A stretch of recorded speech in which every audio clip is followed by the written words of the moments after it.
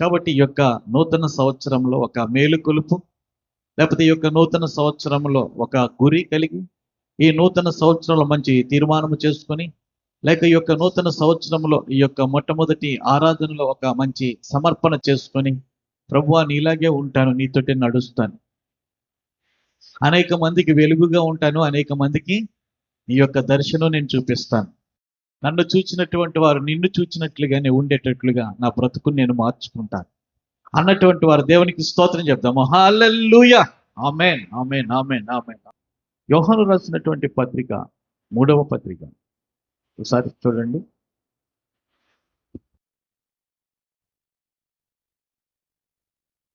2వ వచనము. ప్రియుడా, నీ ఆత్మ వర్ధిల్లుచున్న ప్రకారము నీవు అన్ని విషయములలో వర్ధిల్లుచు సౌఖ్యంగా ఉండవలను అని ప్రార్థిస్తూ ఉన్నాను. నీవు సత్యమును అనుసరించి నడుచుకొనుచున్నావు గనుక సహోదరులు వచ్చి నీ సత్య ప్రవర్తనను గూర్చి నేను సాక్ష్యము చెప్పగా విని బహుగా సంతోషించితిని. నా పిల్లలు సత్యమును అనుసరించి నడుచుకొనుచున్నారని వినుటి కంటే నాకు ఎక్కువైన సంతోషము లేదు. దేవునికి ఎంత అద్భుతమైనటువంటి మాట. ప్రభు వారి యొక్క శిష్యుడు, ప్రభుతో ప్రేమించబడ్డ వ్యక్తి, ప్రభు యొక్క దర్శనము చూచినటువంటి వ్యక్తి ఈరోజు మనతో మాట్లాడుతున్నాడు. ఆమె మన పిల్లలు ఎక్కడెక్కడో ఉన్నారు అనుకుందాం.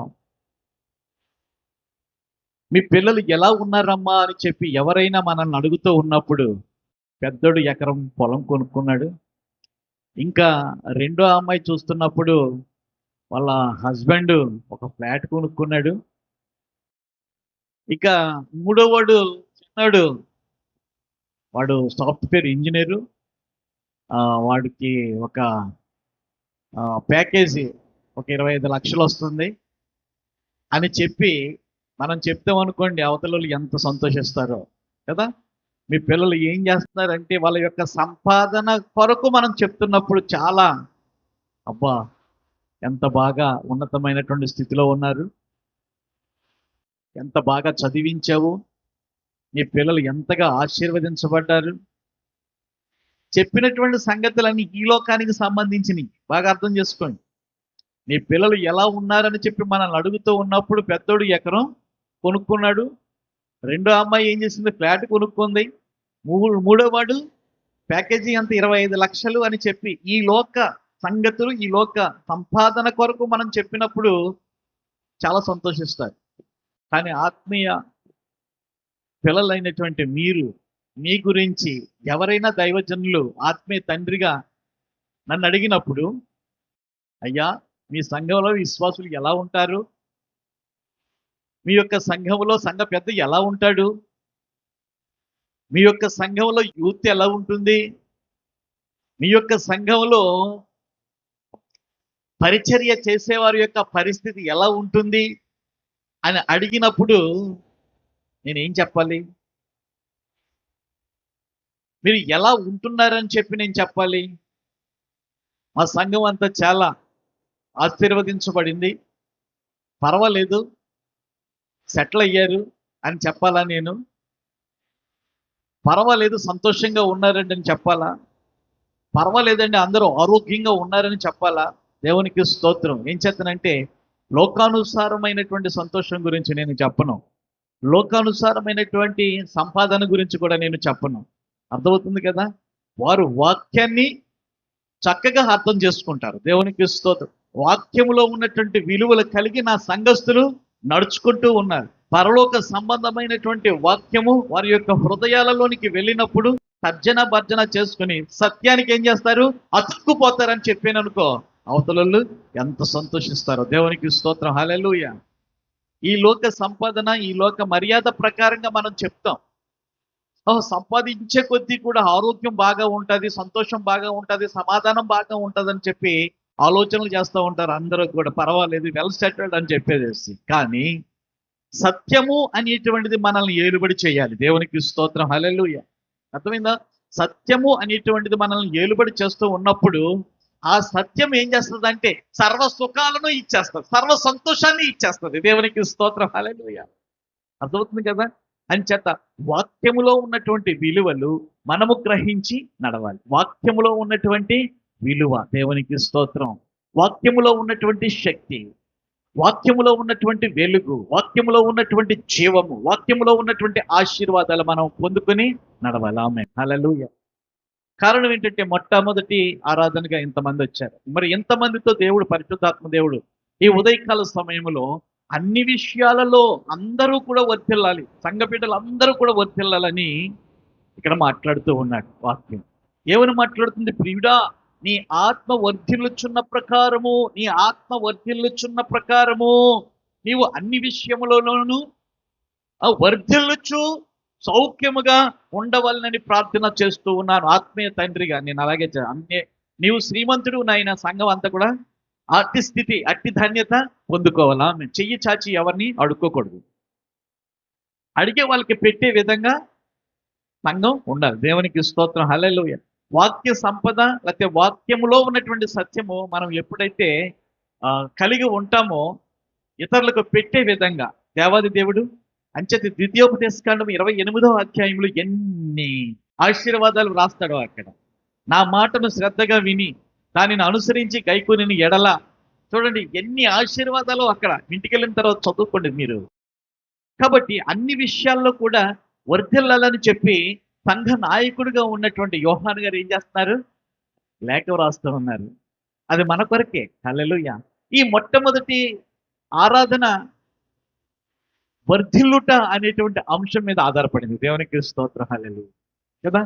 ఎవరైనా పెళ్లి చేసుకున్నటువంటి నూతన దంపతులు వచ్చారు అనుకోండి పెద్దవాళ్ళ దగ్గరికి, దీర్ఘాయుష్మాన్ భవ అని చెప్పి ఆశీర్వదించి పిల్ల పాపలతో వర్ధిల్లుదుగాక, అంతే కదా. అది మంచి ఆశీర్వాదం. నువ్వు గుడ్రాలుగా ఉందుగాక అని అంటారా? అనరు కదా. వర్ధిల్లాలి. అలాగునే తండ్రి అయినటువంటి దేవుడు ఆదాము ఆవలకు వివాహం చేసిన తర్వాత వాళ్ళని ఏం చేశాడు?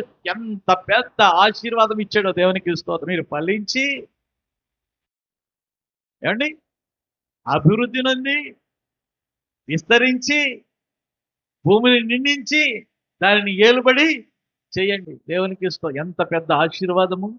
అలాగే ఈ మొట్టమొదటి ఆరాధనకు వచ్చినటువంటి పిల్లలైనటువంటి మీతో పరిశుద్ధాత్మ దేవుడు ఏం చేస్తున్నాడో తెలుసా? వర్ధిల్లుదురుగాక. ఆమేన్.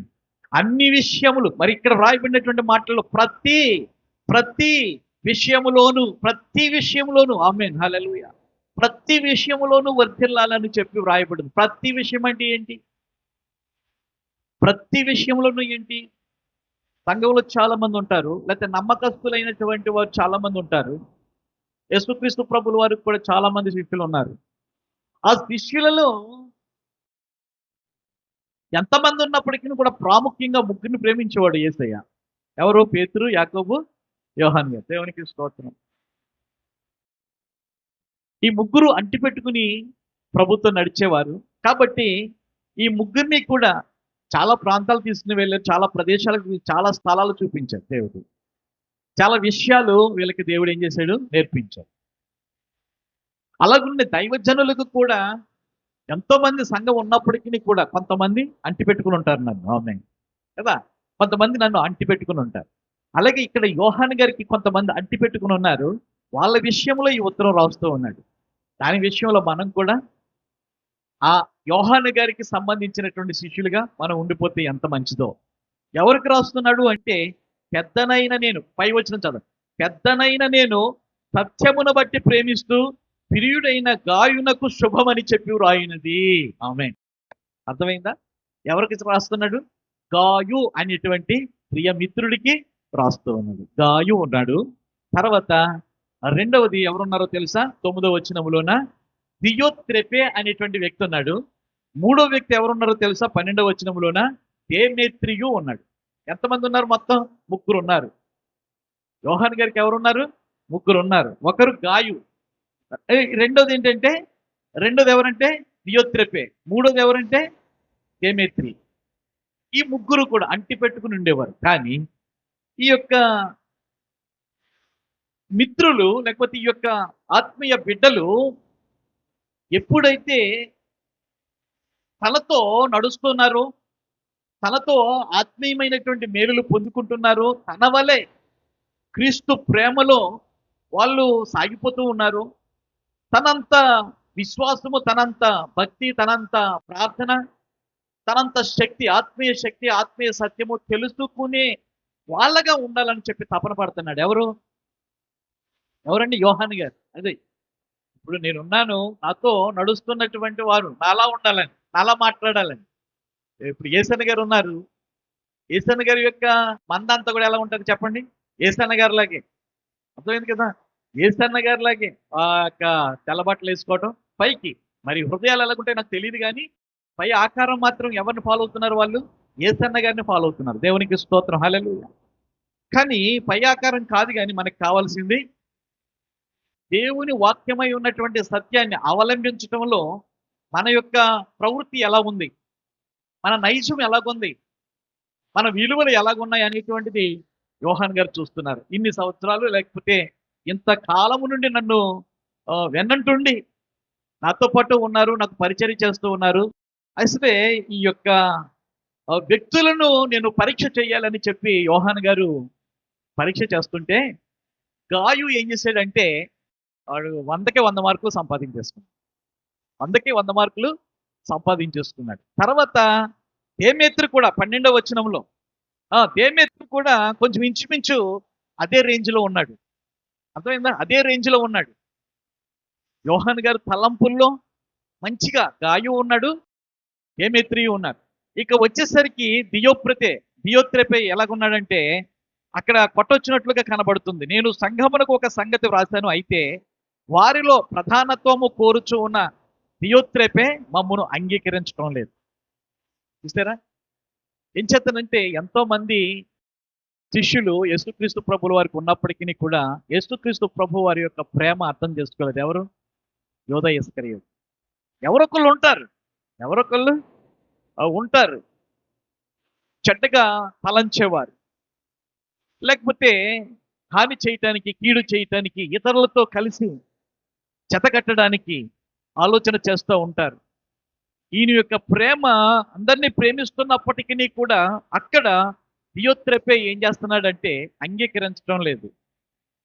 ఈయన యొక్క బోధకు కానీ, ఈయన యొక్క నడవడికి కానీ, ఈయన యొక్క మాటలకు కానీ, ఈయన ఆధ్యాత్మిక నడిపిస్తూ ఉన్నటువంటి నడిపికి దియోత్రెపే ఏమాత్రం కూడా ఇది చెప్తున్నాడు అనమాట, వ్రాస్తూ ఉన్నాడు ఈ యొక్క పత్రికలో. చాలా జాగ్రత్త. ఏం చేతనంటే మనము అన్ని విషయాలలో వర్ధిల్లుచు సౌఖ్యంగా ఉండాలని పరిశుద్ధాత్మ దేవుడు కోరుకుంటూ ఉండగా, అన్ని విషయాలలో అంటే మనము చాలా జాగ్రత్తగా ఆలోచన చేయాలి. దేవునికి స్తోత్రం, హల్లెలూయా. అసలే గాయు అనేటువంటి వాడు ఎవరు అని చూస్తున్నప్పుడు 16వ అధ్యాయం రోమీలు రాసినటువంటి పత్రిక 23వ వచనం చూడండి. 16:23.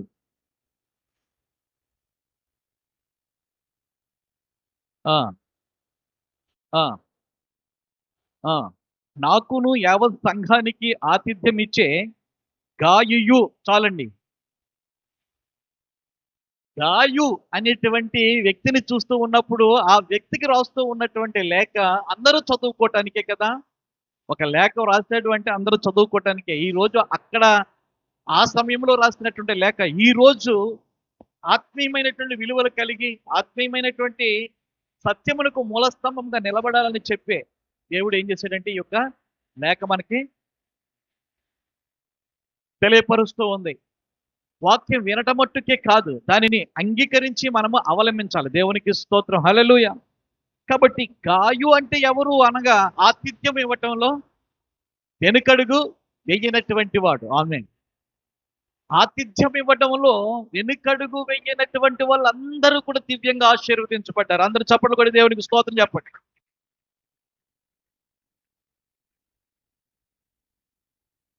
అబ్రహాము గారి యొక్క స్థితి పిల్లలు పుట్టే స్థితేనా?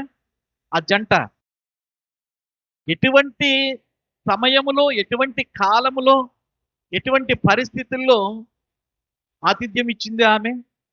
ఆ గృహస్థులు ఇటువంటి సమయంలోనండి ఆ యొక్క సేవ చేసే విషయంలో లేకపోతే ఆతిథ్యం ఇచ్చే విషయంలో వాళ్ళు విసుగు చెందల, విసుక్కోలేదు. అర్థమవుతుంది కదా, విసుక్కోలేదు. వాళ్ళు వర్షాకాలంలో వచ్చారా, లేకపోతే శీతాకాలంలో వచ్చారా, లేకపోతే ఎండాకాలంలో వచ్చారా, ఆ కాల పరిస్థితులు వాళ్ళు పట్టించుకోలే. నా భర్త నాకు ఆదేశించాడు, అంచేత నేను ఏం చేయాలంటే తల వంచాలి అంతే. నా భర్త మర్యాద పూర్వకంగా నాకు చెప్పాడు, నేను చెయ్యకపోయినా నా యొక్క దాసీలకు ఏం చేయాలి, నేను చెప్పాలి అని చెప్పి ప్రిపేర్ చేసింది ఎవరండి? 3 రూపాల్లో దేవుడు వచ్చినప్పుడు వాళ్ళకి అది ఎండ, దేవునికి తీవ్రమైనటువంటి ఎండ. దేవునికి స్తోత్రం, హల్లెలూయా. గాలి తగలట్లేదనో లేకపోతే ఉక్కబెడుతుందనో చెట్టు కింద కూర్చున్నాడు. అది ఎవరు? అబ్రహాము. అటువంటి పరిస్థితుల్లో ఎంత మర్యాద. అలాగుననే ఎలీషా గారు షూనేము వెళ్ళినప్పుడు ఆ పట్టణస్తురాలు ధనురాలు ఏం చేసింది? ఆతిథ్యం ఇచ్చింది. ఆమేన్, హల్లెలూయా. ఎంత ఆతిథ్యం అంటే, అయ్యా ఈ ప్రాంతము వచ్చినప్పుడల్లా మీరు ఇక్కడే బస చెయ్యాలి. అర్థమైందా? నేను ఏదైతే వండుతానో, అయితే నేను ఏదైతే పరుస్తానో అదే మీరు సేవించాలి. మీరు ఎన్ని రోజులున్నా పర్వాలేదు, నాకు బాధ ఉండదు అన్నట్లుగా ఏం చేసిందో తెలుసా? ఆతిథ్యము. దేవునికి స్తోత్రం, హల్లెలూయా. ఒకటి, మనము ఎటువంటి పరిస్థితుల్లో ఉన్నప్పటికీ కూడా దేవుని నామము పేరట వచ్చినటువంటి సేవకులకు, లేకపోతే ఆ యొక్క దాసులకు, లేకపోతే ఆ కాపరులకు మనము విసుక్కోకుండా ప్రేమతో కనుక ఆతిథ్యం ఇస్తే దాని యొక్క ఫలము మనము పొందుకోక మానం. దేవునికి స్తోత్రం, హల్లెలూయా. వాళ్ళకు కూడా వృద్ధులే కదా, అయినప్పటికీ కూడా దేవుడు ఏం చేశాడు? సంతానం ఇచ్చి ఆశీర్వదించాడు. అబ్రహాము శారాలకు సంతానం ఇచ్చి ఆశీర్వదించాడు ఆతిథ్యం ఇవ్వటం ద్వారా. దేవునికి స్తోత్రం, హల్లెలూయా. అలాగుననే లూదియా ఏం చేసింది? బలవంతం చేస్తుంది. వాక్యం చెప్పారు కదయ్యా, శక్తిమంతుడై ఉన్నటువంటి సర్వ సత్యంలోనికి నన్ను నడిపించారు, నా యొక్క కళ్ళు తెరుచుకున్నాయి, నా హృదయం కూడా తెరుచుకుంది, నేను సత్యంలోనే నడుస్తాను. మరి మీకు ఇష్టమైతే నా ఇంటికి రాకూడదు, నేను ఇచ్చే ఆతిథ్యం మీరు స్వీకరించి వెళ్ళండి అని బలవంతం చేసిందంట దేవునికి పౌలు గారిని. దేవునికి స్తోత్రం, హల్లెలూయా. ప్రభునందు ప్రియమైనటువంటి వారులారా, నేను ఎందుకు చెప్తున్నానంటే, అన్ని విషయాలలో కూడా వర్ధిల్లాలని చెప్పి పరిశుద్ధాత్మ దేవుడు కోరుతూ ఉన్నప్పుడు ఈ సంవత్సరం ఎంతమంది మమ్మలను ఆరాధనకు రమ్మని, లేకపోతే మా యొక్క గృహం దగ్గర ప్రార్థన పెట్టమని కోరతారు? ఒక్కసారి ఆలోచన చేయండి. పౌలు గారు మాట్లాడుతున్నారు, మీరు విశ్వాసము గలవారై ఉన్నారో లేదో మిమ్మల్ని మీరే శోధించుకొని చూచుకోండి, మిమ్మల్ని మీరే పరీక్షించుకోండి. మీరు, తర్వాత విషయం చాలా భయంకరంగా ఉంటుంది అన్నమాట, మీరు భ్రష్టులు కాని ఎడల యేసుక్రీస్తు మీలో ఉన్నాడని మిమ్మల్ని గూర్చి మీరే ఎరగలం. అంచేత ఇక్కడ ఈ సంవత్సరం మనలో ఏముండాలని కోరుకుంటున్నాడు? విశ్వాసము ఉండాలని కోరుకున్నాడు. అన్ని విషయాలలో అనేటువంటి మాటలో ఫస్ట్ విశ్వాసం. అన్ని విషయాలలో వర్ధిల్లాలి, అన్ని విషయాలలో వర్ధిల్లాలని చెప్పి కోరుకుంటున్నటువంటి యోహాను గారి యొక్క ఆశలో ఏముందో తెలుసా? విశ్వాసము ఉంది. ఏముందండి? విశ్వాసము ఉంది. విశ్వాసము లేకుండా దేవునికి ఇష్టుడై ఉండుట అసాధ్యము అని వాక్యం సెలవిచ్చుచూ ఉన్నది. మనము దేవునికి ఇష్టలుగా ఉండాలి అంటే ఏం చేయాలి? మనలో ఏముండాలని కోరుకున్నాడు? విశ్వాసము. ఎక్కడ దొరుకుతుంది? చందన బ్రదర్స్లో దొరుకుతుందా విశ్వాసం? ఆర్ఎస్ బ్రదర్స్లో దొరుకుతుందా విశ్వాసం? దేవునికి స్తోత్రం, హల్లెలూయా. వినుట వలన విశ్వాసం. ఆ యొక్క వినుట వలన సంగతి ఎవరి కొరకు ఉండాలి? యేసు క్రీస్తు వారి కొరకైనటువంటి సంగతి అయి ఉండాలి. దేవునికి స్తోత్రం. ఆయన కొరకైనటువంటి మాట అయి ఉండాలి, ఆయన కొరకైనటువంటి సువార్త అయి ఉండాలి, ఆయన కొరకైనటువంటి అద్భుతమై ఉండాలి. ఆ మాటలు వింటూ ఉన్నటువంటి సమయంలో మరి రక్తస్రావపు రోగికి ఏం పెరిగింది? విశ్వాసం పెరిగింది. యాయిరుకి ఏం పెరిగింది? విశ్వాసం పెరిగింది. చక్కయ్య గారికి ఏం పెరిగింది? విశ్వాసము పెరిగింది. వీళ్ళు అడిగి తెలుసుకొని యేసయ్యను చేరారు. ఆమేన్. అర్థమైందా? అడిగి తెలుసుకొని విశ్వాసం పెరిగింది. విశ్వాసం విశ్వాసం విశ్వాసం అడిగి తెలుసుకున్న తర్వాత, యేసయ్యను చూచిన తర్వాత, యేసయ్య మాట విన్న తర్వాత విశ్వాసం పెరిగింది. సమరయ స్త్రీ కూడా అంతే. సమరయ స్త్రీ వెళ్ళి తన వాళ్ళకి చెప్పినప్పుడు, తన వాళ్ళందరూ కూడా యేసయ్య దగ్గరికి వచ్చినప్పుడు, యేసయ్య చెప్పుచూ ఉన్నటువంటి మాటలలో ఉన్నటువంటి సంగతులు గ్రహించిన తరువాత, అమ్మా నువ్వు చెప్పినటువంటి సంగతులు కొద్దిగానే మాకు వినిపించాయి, కానీ ఆయన మాటలలో ఇంకా మేము సత్యాన్ని గ్రహించాము. నువ్వు చెప్పింది కొంచెమే, కానీ మేము విన్నది ఇంకా ఎక్కువ. ఆయన నిజముగా లోకరక్షకుడు. ఆమేన్, హల్లెలూయా. ఏం పెరిగింది? విశ్వాసము పెరిగింది. అంతవరకు కూడా మేము అక్కడికి వెళ్ళాలని, మేము ఎక్కడికి వెళ్ళాలా అని చెప్పి అనుకున్నటువంటి వారికి దేవాది దేవుడు ఏం చేశాడో తెలుసా? ఒక సత్యాన్ని అక్కడ బహిర్గతం చేశాడు. తద్వారా మనము నిజమైనటువంటి లోకరక్షకుడు వస్తాడు అని చెప్పి ఎదురు చూస్తూ ఉన్నటువంటి రక్షకుడు ఈయనే అని చెప్పి వాళ్ళు కన్ఫర్మ్ అయిపోయింది వాళ్ళకి. కాబట్టి ప్రభునందు ప్రియమైనటువంటి వాళ్ళరా, మనము దేవునికి ఇష్టలుగా ఉండాలంటే మనలో ఏముండాలని పరీక్షించుకోమంటున్నాడు. ఎంత విశ్వాసము ఉన్నదో మనకు తెలిసిపోతుంది. ఏం చేస్తానంటే మీటర్ పెట్టేసరికి మనకి 2 తుమ్ములు వచ్చినా, లేకపోతే కూర్చున్న దగ్గర నుండి 2 అడుగులు వెయ్యకపోయినా మనకి ఒక ఆలోచన వచ్చేస్తుంది. నాకేమొచ్చింది? జ్వరం వచ్చింది. జ్వరం కన్ఫామ్ అవ్వాలి అంటే ఏం పెట్టాలి నోట్లో? థర్మామీటర్ పెట్టాలి, అంతే కదా. థర్మామీటర్ పెట్టినప్పుడు 99 ఉందో, 100 ఉందో, 102 ఉందో కదా. దానిని బట్టి ఏమవుతుందంటే పరీక్ష అన్నమాట. పరీక్ష. ఈ థర్మామీటర్ పెట్టిన తరువాత మందులు వేస్తారు. మందులు వేసిన తర్వాత 4 రోజుల వరకు తగ్గకపోతే అప్పుడు మరలా ఏ పరీక్షకు పంపిస్తారు? బ్లడ్ పరీక్షకు పంపిస్తారు. బ్లడ్ రిపోర్ట్ రావాలి. అది టైఫాయిడా, లేకపోతే అది మలేరియా, లేకపోతే అది డెంగా, లేకపోతే ప్లేట్లెట్స్ ఎలాగున్నాయి దాంట్లో వచ్చేస్తుంది. అంత సీరియస్ ఎందుకు అని చేత ఈ సంవత్సరం మన విశ్వాసాన్ని మనమే పరీక్షించుకుంటాం. దేవునికి స్తోత్రం. ల్యాబ్కి వెళ్ళొద్దు, దయించి ల్యాబ్కి వెళ్ళొద్దు. దయించి ల్యాబ్కి వెళ్తే చాలా రోగాలు మనలో బయటపడతాయి. ల్యాబ్ అంటే ఏంటో తెలుసా? ల్యాబ్ అంటే ఏంటో తెలుసా? వాక్యము. ఏంటండి ల్యాబ్ అంటే? వాక్యము. వాక్యములోనికి వెళ్ళినట్లయితే చాలా జబ్బులు, చాలా బలహీనతలు బహిర్గతం చేస్తాడు పరమ డాక్టర్. హల్లెలూయా. కాబట్టి ఆ వాక్యంలోనికి వెళ్ళకుండానే మన విశ్వాసము, వాక్యము ద్వారా మనం పొందుకున్నటువంటి విశ్వాసం, వింటూ ఉన్నటువంటి వాక్యము యేసుక్రీస్తు ప్రభువుదై ఉన్నది కాబట్టి మనలో ఉన్నటువంటి విశ్వాసము 30 వంతులు ఉందా? అర్థమైంది కదా. 30 వంతులు ఉందా, లేకపోతే 60 వంతులకు వచ్చిందా, లేకపోతే 100 వంతులకు ఉందా? దేవునికి స్తోత్రం. ఈరోజు కొన్ని చేతులు ఎత్తారంటే వాళ్ళ యొక్క విశ్వాసాన్ని నేను గమనిస్తున్నాను. ఆమేన్, హల్లెలూయా. అంటే కొంతమందిలో 30 వంతులు కూడా విశ్వాసం లేదని నాకు అర్థమైంది కదా. 30 వంతులు కూడా. అంచేత మీకు మీరే పరీక్షించుకోండి. అయ్యో మాస్టర్ గారు అడిగారు, నేను చెయ్యి ఎత్తలేకపోయాను, పోనీలే తర్వాత అయినా నేను ఎత్తకపోయినప్పటికీ కూడా నేను రప్పించుకుంటాను, ప్రార్థన పెట్టించుకుంటాను. హల్లెలూయా. దేవునికి స్తోత్రం. హల్లెలూయా. ఏం చేస్తానంటే వాక్యము ద్వారా నేను మాట్లాడుతున్నాను, కానీ ప్రేమతో మేమే రావాలని చెప్పి మీ ఇల్లు లేకపోతే మీ యొక్క కుటుంబాలు వర్ధిల్లాలి. వర్ధిల్లితే అది దేవునికి ఘనత. వర్ధిల్లాలి అంటే మనం అడుగు పెట్టాలి ప్రతి గృహములోన కూడా కూడికలు ఏర్పాటు చేయాలి. గృహ కూడికలు ఏర్పాటు చేసి దేవుని స్తుతించి, దేవుని ఆరాధించి మనం రావాలని చెప్పి తీర్మానం చేసుకున్నాం మా కుటుంబం. దేవునికి స్తోత్రం. హల్లెలూయా. అర్థమవుతుంది కదా. మా కుటుంబము చేసుకున్నటువంటి తీర్మానమును బట్టి ప్రతి గృహాన్ని మేము దర్శిస్తాం. ఇంకా దాంట్లో అనుమానం అనేటువంటిది లేదు. దేవునికి స్తోత్రం. హల్లెలూయా. అంచేత మేము వచ్చే విధానాన్ని బట్టి మీరు సంతోషంతో స్వాగతించారా, మీరు వర్ధిల్లుతారు. ఆమేన్.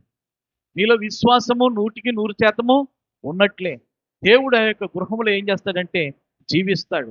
దేవుడు ఆ యొక్క గృహములో ఏం చేస్తాడు? నూతన కార్యాలు ఈ సంవత్సరం చేయబోతున్నాడు. దేవునికి స్తోత్రం. హల్లెలూయా. ప్రభునందు ప్రియమైనటువంటి వారులారా, చాలా జాగ్రత్త సుమ. 26వ అధ్యాయం యెషయా గ్రంథం 3వ వచనం చూడండి. యెషయా గ్రంథము 23:6.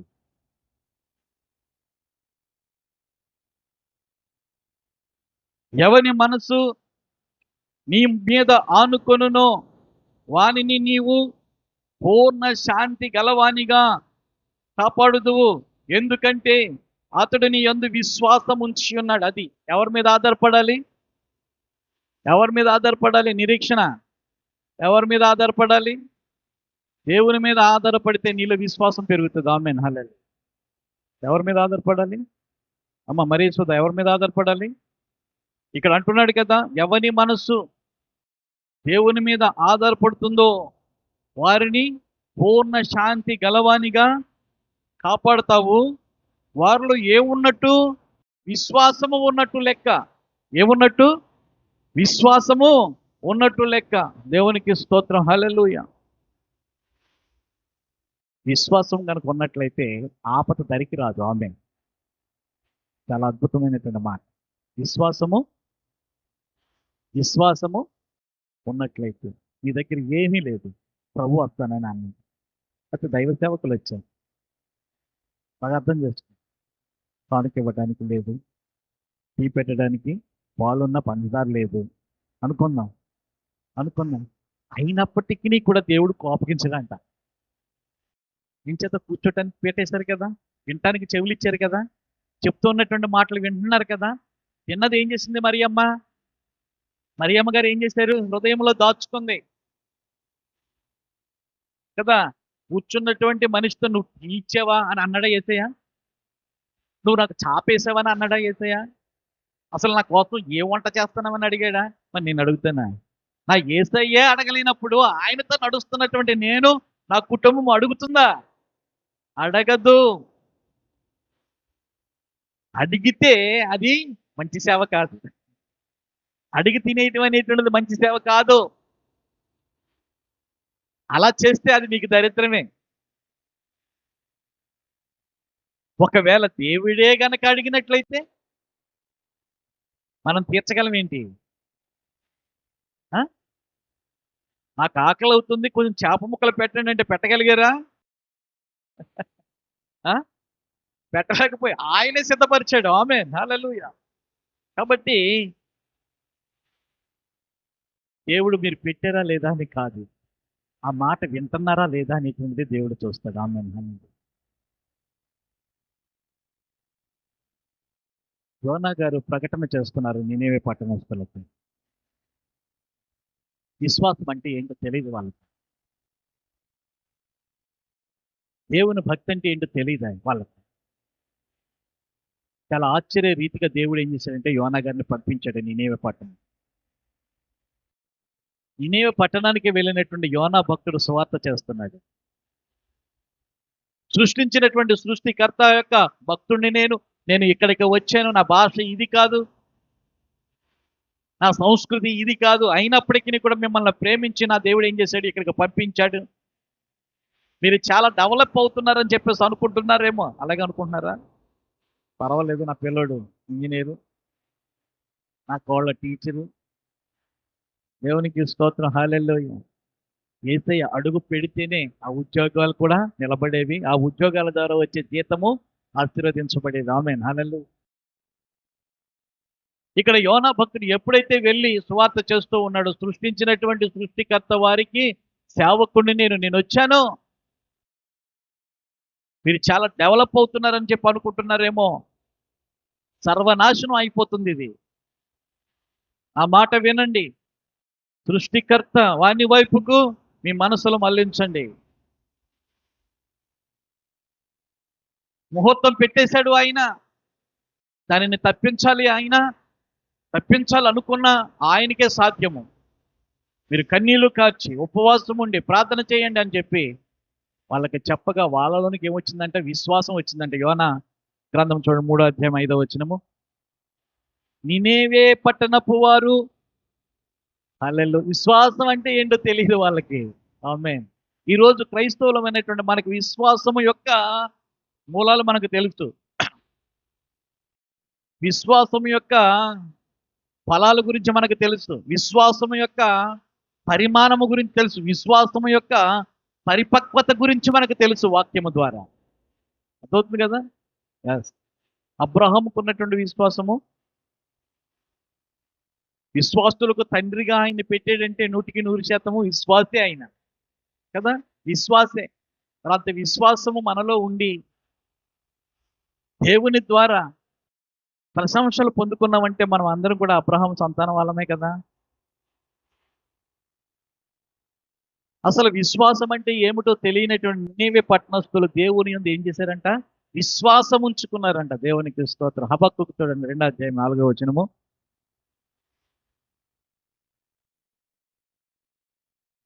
ఆ, ఆ, ఆ, ఆ, ఆ. ఆమేన్. హల్లెలూయా. ఇక్కడ రాయబడినటువంటి మాట ఏంటో తెలుసా? ఒక ప్రవక్త, నీతిమంతులు విశ్వాసం మూలముగా బ్రతుకుదురు. ఆమేన్. దేవుని పిల్లలమైనటువంటి మనము దేని ద్వారా బ్రతుకుతాము? విశ్వాసము ద్వారా బ్రతుకుతాము. కొంచెం ఎవరైనా వెళ్ళి ఆశీర్వాదం గారిని తీసుకురండి. జార్జి వచ్చాడా? జార్జి గారు వచ్చారా? సుధీర్ బాబు వెళ్ళమ్మా, ఆశీర్వాదం గారిని తీసుకురా.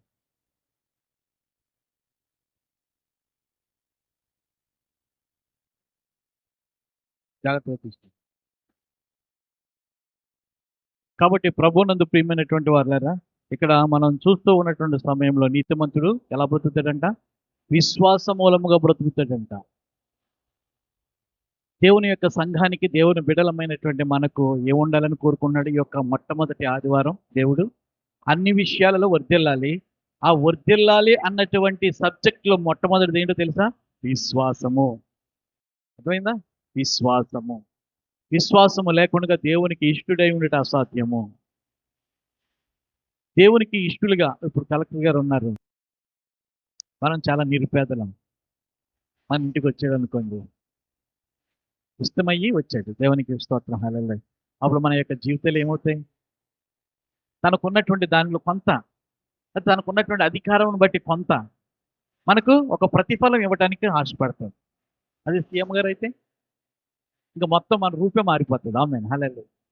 అర్థమవుతుంది కదా. ఒక సామాన్యమైనటువంటి ఉన్నతమైనటువంటి స్థితి కలిగినటువంటి స్నేహితుడు మనకు ఉన్నప్పుడే, ఒక పేదవాడికి ఉంటేనే ఆ పేదవాని యొక్క స్థితి, గొప్పతనం ఎక్కడికో వెళ్తుంది. అలాగే సీఎం గారు కూడా మనకు ఆప్యాయతను కురిపించినప్పుడు మన యొక్క స్థితి ఎక్కడికో కానీ సృష్టికర్త అయినటువంటి వానికి మనం ఇష్టలుగా జీవించాలి. ఆమె ఇష్టలుగా జీవించాలంటే మనలో ఏముండాలని కోరుకుంటున్నాడు? మొట్టమొదటిగా విశ్వాసం. ఏంటండి? విశ్వాసం. ఈ యొక్క 2024లో మీ యొక్క విశ్వాసము ముప్పదంతులుగా ఉందేమో, మన యొక్క విశ్వాసం ముప్పదంతులుగా ఉందేమో, కానీ 2025లో కనీసం 60% వెళ్ళాలి. ఎక్కడికి వెళ్ళాలి?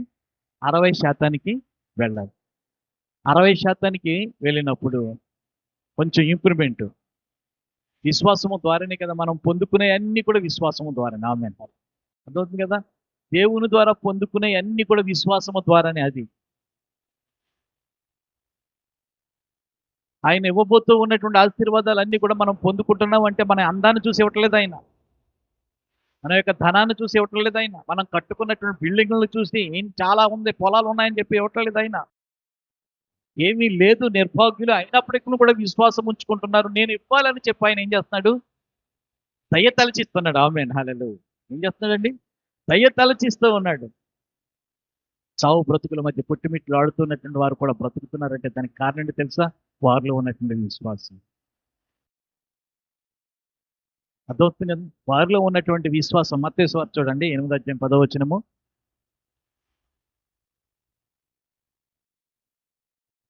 మత్తయి సువార్త 8వ అధ్యాయం 10వ వచనము. యేసు ఈ మాట విని ఆశ్చర్యపడి వెంట వచ్చుచూ ఉన్నటువంటి వారిని చూచి, ఇశ్రాయేలులో ఎవనికైనను నేను ఇంత విశ్వాసం ఉన్నట్టు చూడలేదని నిశ్చయముగా మీతో చెప్పుచూ ఉన్నాను. యేసుక్రీస్తు ప్రభుల వారికే ఏమైపోయింది? యేసుక్రీస్తు ప్రభుల వారికే ఆశ్చర్యమైపోయింది. ఆశ్చర్యమైపోయింది. యేసుక్రీస్తు ప్రభుల వారికి ఆశ్చర్యమైపోయింది. ఏమిటి అన్నప్పుడు కపెర్నహూములో యేసుక్రీస్తు ప్రభుల వారు ఉన్నారు. అక్కడ ఉన్నాడని శతాధిపతి గారు ఆయన దగ్గరికి వచ్చారు. ప్రభువారు ఎంక్వైరీ చేశారు. ఆయన యొక్క మాటను బట్టి, నడు బాబు నేను మీ ఇంటికి వస్తాను అని చెప్పి అనగా, ఆ శతాధిపతి అంటున్నాడు, అయ్యా మీరు రానవసరం లేదు, కానీ ఇక్కడే ఉండి ఒక మాట సెలవిస్తే పక్షవాతంతో బాధపడుతూ ఉన్నటువంటి నా దాసుడు లేచి కూర్చుంటాడు. ఆమేన్. అక్కడ బాగుపడతాడు. ఈ మాట అంతకు ముందు ఆయనతో అన్నటువంటి వాళ్ళు ఎవరు లేరు. చూసారా, ఆయనతో అన్నటువంటి వాళ్ళు ఎవరూ లేరు. యాయిరు గారు వెళ్ళారు, ఏమన్నాడు? మా ఇంటికి రండి ప్రభు అని ఆహ్వానించాడు. దేవునికి స్తోత్రం, హల్లెలూయా. సమాజ మందిరపు అధికారి యాయిరు గారు వెళ్ళారు, ఏమని వెళ్ళారు? ఆయన మా ఇంటికి వస్తే మా ఇల్లు జీవముతో నిండిపోతుంది, వెలుగుతో నిండిపోతుంది, సత్యంతో నిండిపోతుంది, సంతోషంతో నిండిపోతుంది అన్నట్లుగా మనసులో విశ్వసించి ఏం చేశాడంటే వెళ్ళి మీరు రండి ప్రభు అని చెప్పి ఆహ్వానించాడు. కానీ ఇక్కడ ఈ శతాధిపతి గారు, అయ్యా మీరు ఇక్కడే ఉండి మాట సెలవిస్తే చాలు, నా దాసుడు ఏం చేస్తాడు? అదేవయ్యా, అదే అసలు నేను చూడాలి కదా పేషెంట్ని. పేషెంట్ ఎన్ని సంవత్సరాల నుంచి బాధపడుతున్నాడో, ఏ నరాలు కొట్టేసినాయో, ఏ పని చేస్తున్నాయి నేను చూడాలి కదా. ప్రభు మీరు చూడనవసరం లేదయ్యా, మా ఇంటికి రావటానికి నేను పాత్రుడిని కాదయ్యా. అంత భాగ్యవంతుడు, అంత అధికారి, అంత తెలివైనటువంటి వాడు ఏమంటున్నాడు దేవుని దగ్గర? నేను పాత్రుడిని కాదయ్యా, నేను పాత్రుడిని కాదు. ఒక్క మాట సెలవిస్తే చాలు, నువ్వు గొప్పవాడు అని, ఈ మాటలో శక్తి ఉన్నదని నాకు తెలుసు. నువ్వు ఏది అంటావో అదే జరుగుతుందని నాకు తెలుసు. నేను చెప్పింది వాస్తవం, నేను అబద్ధం చెప్పటం లేదు. నా బాధ నీతో పంచుకుంటున్నాను. పైగా నా కుటుంబంలో నా కొడుకు బాగోలేదు, లేకపోతే నా పిల్లకు బాగోలేదు, నా ఆవిడికి బాగోలేదు అని చెప్పి నేను రాలేదు. దానిని బట్టి నేను ఎంతగా ప్రేమిస్తున్నానో నా దాసుని, నా సేవకుని ఎంతగా ప్రేమిస్తున్నానో నీకు తెలుసు. వాడితో నాకు ఉన్నటువంటి అనుబంధము, వాడు నన్ను ప్రేమిస్తూ ఉన్నటువంటి అనుబంధము అలాగా పెనవేసుకుని పోయాడు. వాడు పడినటువంటి స్థితిని చూస్తూ ఉన్నప్పుడు నాకు తల కొట్టేసినట్టుగా ఉంది. అసలు నేను ఏది తింటున్నా నా ఒంటికి పట్టడం లేదు. వాడు బాగుంటేనే నేను బ్రతుకుతున్నాయ్యా, లేకపోతే నేను కూడా చచ్చిన శవంలాగే ఉంటాను. జీవోత్సవంలో నేను అలాగే ఉంటాను ఇంకా. అయ్యా ఇదయ్యా మా ప్రేమ. ఆ మనిషి చెప్తున్నటువంటి మాటను బట్టి ఆ వ్యక్తి తన యొక్క బాధను యేసైతే ఎప్పుడైతే పంచుకున్నాడో వెంటనే ఇంత ప్రేమ, ఇంత అనురాగమా ఒక సేవకుని మీద, తనకున్నటువంటి భాగ్య స్థితిని బట్టి, తనకున్నటువంటి సంపన్న స్థితిని బట్టి వాడికి ఎంతో కొంత ప్యాకేజీ ఇచ్చేసి పోరా నేను ఇంకొకరిని పెట్టుకుంటాను అనొచ్చు కదా, అనే కెపాసిటీ ఉంది కదా, అనే అధికారం ఉంది కదా కదా. సైనికులలో సివి రత్నం గారు అని చెప్పి ఒక ఆయన ఉండేవాడు మాకు. ఒక 35 సంవత్సరాల క్రిందట ఒక సైనికుడు ఒక యుద్ధంలో కాలిపోయింది. ఒక యుద్ధంలో మోకాలు కిందకి కాలిపోయింది. ఆయన ప్రభు యొక్క సేవకుడిగా మారాడు. ప్రభు యొక్క సేవలోనికి వచ్చిన తర్వాత మాకు పరిచయం అయ్యాడు. మేము వాడుకున్నాం ఆయన్ని.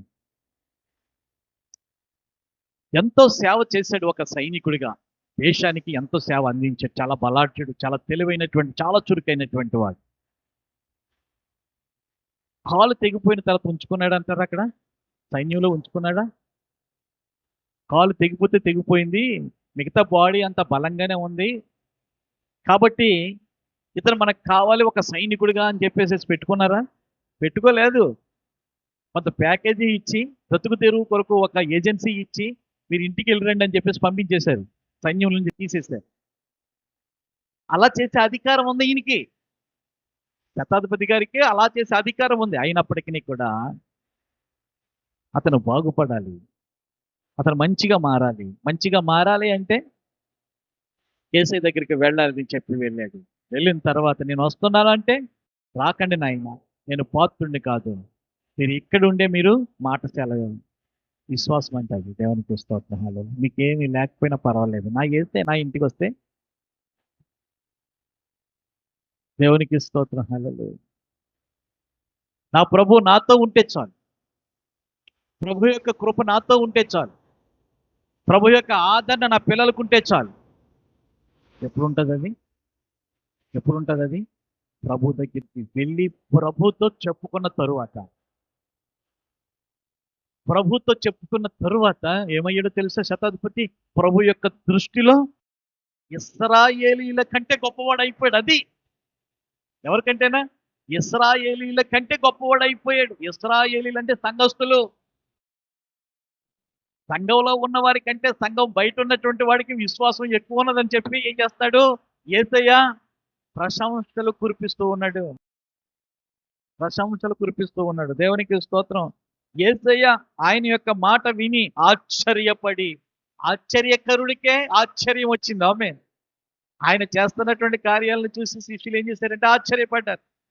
కానీ ఆ ఆశ్చర్యకరుడికి ఆశ్చర్యం అయిపోయిందంటే విశ్వాసం చూసి. ఈ యొక్క 25వ సంవత్సరంలో BTLG పరిచర్యల్లో సంఘ బిడ్డలుగా ఉన్నటువంటి మన యొక్క విశ్వాసాన్ని చూసి ఆశ్చర్యకరుడై ఉన్నటువంటి దేవాది దేవునికి ఆశ్చర్యం కలిగే విధంగా మన యొక్క విశ్వాసాన్ని పెంచుకుంటూ ప్రభువును ఘనపరుచుకుంటూ, ప్రభువా ఈ సంవత్సరం ఎన్నో సంవత్సరాల నుంచి నేను ప్రార్థన పెట్టించుకోవట్లేదు, కనీసం ఆ దైవజనుల యొక్క కుటుంబాన్ని అయినా నేను పిలుచుకుంటాను అయ్యా, వారికి నేను ఆతిథ్యం ఇస్తాను, వారు చెప్పినటువంటి మాటలు నేను హృదయంలో దాచుకుంటాను.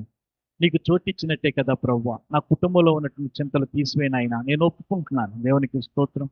నేను ఒప్పుకుంటున్నాను, ఈ సంవత్సరం నా యొక్క ఇంటిలో ప్రార్థన పెట్టించుకుంటాను అని తీర్మానం చేసుకుని ప్రతి ఒక్కరు కూడా మోకరించిన ప్రార్థన చేసుకుని, ప్రతి ఒక్కరు కూడా మోకరించిన ప్రార్థన చేసుకుని.